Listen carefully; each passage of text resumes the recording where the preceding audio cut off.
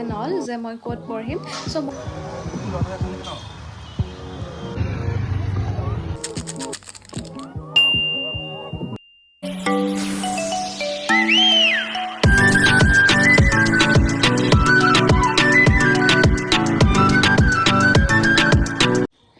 everyone কি খবৰ সকলোৰে আশা কৰো সকলো ভালে আছে আৰু মোৰো খবৰ ভাল welcome back to my channel so আজি এটা ডেইলি ব্লগ ষ্টাৰ্ট কৰিছো যেহেতু মুকটো জানেই মই অকেজনেলি ব্লগ বনোৱাৰ নিচিনা হয় একদম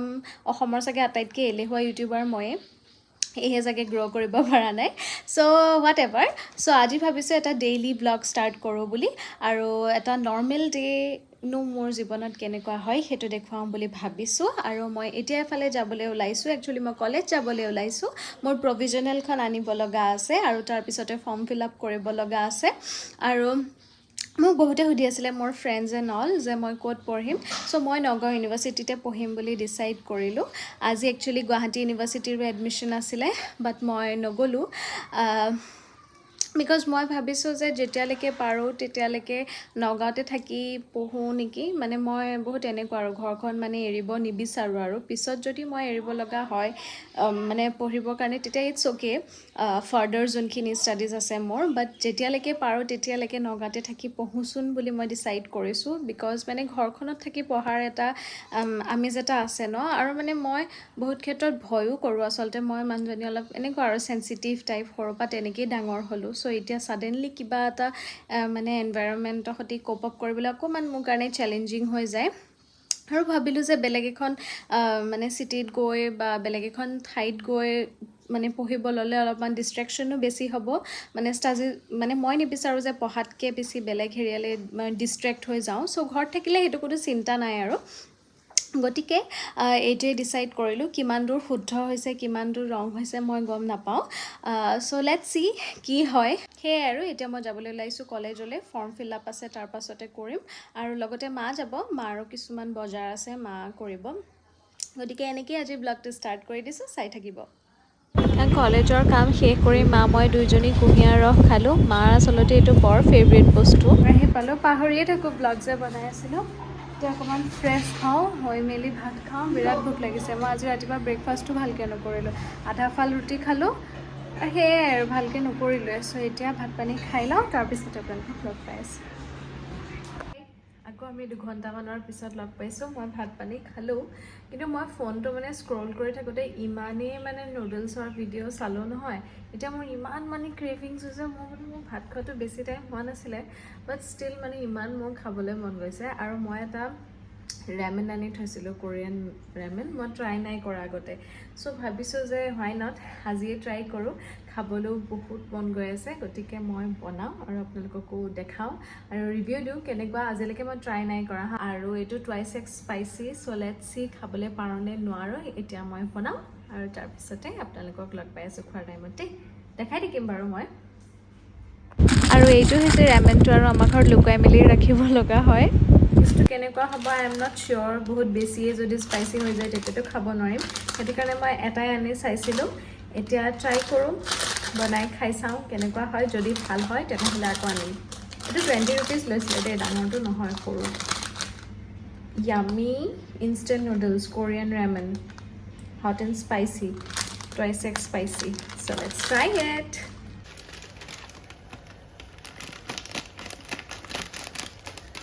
আৰু ৰেমেনটোৰ লগত দুটা পেকেটছ ৰিচিভ হৈছে এটা আছে পেৰি পেৰি মছালা টাইপ আৰু এটাত কিছুমান হাৰ্বছ আছে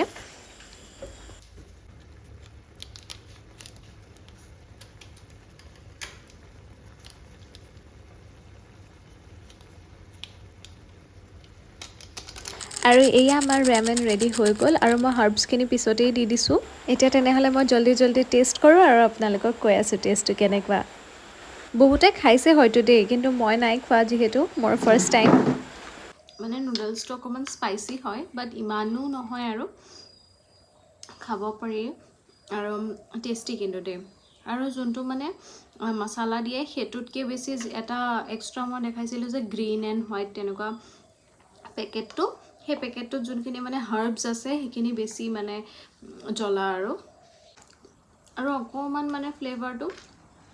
ভোট জলকীয়াৰ যোনটো মানে চিডছ থাকে বা তেল থাকে ন সেই তেনেকুৱা নিচিনা আৰু কিবা কিবি হাৰ্বছ আছে আৰু ইয়াত মই নাম চাম নাজানো বাট ইটছ টেষ্টি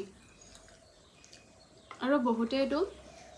এক্সট্ৰাকৈ নুডলছটো সিজাই লয় তাৰপিছতে আকৌ পানীখিনি টুকে তাৰপিছত আকৌ এক্সট্ৰাকৈ মছলাখিনি দিয়ে বাট মই তেনেকৈ ভাল নাপাওঁ মানে কিবা কেঁচা কেঁচা পাওঁ চ' মই এনেকৈ ডাইৰেক্ট পানীতে দি দিওঁ আৰু মই পানীটো শুকুৱাই দিওঁ তেতিয়া মানে ধুনীয়াকৈ বইলো হয় প্লাছ মানে গোটেইখিনি মছলা এবজৰ্ভ কৰি লয় ন ধুনীয়াকৈ মিক্সো হয় চ' মই তেনেকৈ ভাল পাওঁ আৰু এইটো যদি আপোনালোকে এতিয়ালৈকে ট্ৰাই কৰা নাই তেনেহ'লে do try it it's very tasty আমাৰ ছোৱালীবিলাকৰ খুব ক্ৰেভিং হৈ থাকে ন মানে একদম জ্বলা খোৱাৰ ক্ৰেভিং কিবা কিবি মোৰতো বিশেষকৈ মানে আবেলি যেতিয়া মই শোৱাৰ পৰা উঠোঁ সদায় বেলেগ বেলেগ মানে কেতিয়াবা মিঠা কেতিয়াবা জ্বলা কেতিয়াবা কিবা নামকিন মানে ক'ব নোৱাৰি মানে কেতিয়া কিটো মন যায় চ' সেইটো কাৰণে বেষ্ট আৰু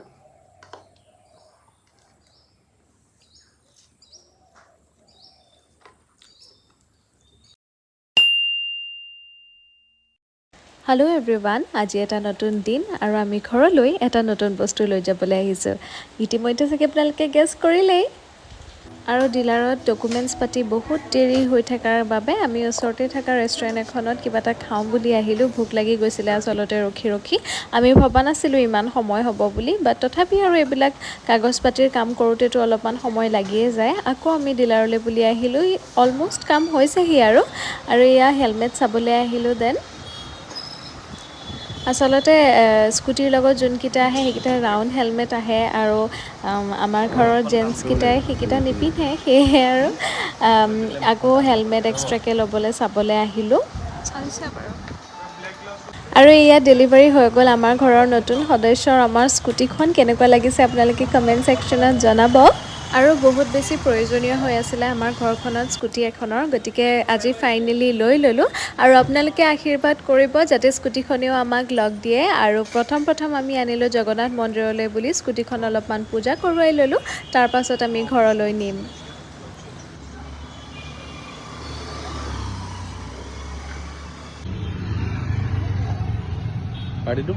আৰু আমি ডেলিভাৰী লওঁ মানে আবেলিয়ে হ'ব হ'ল কিন্তু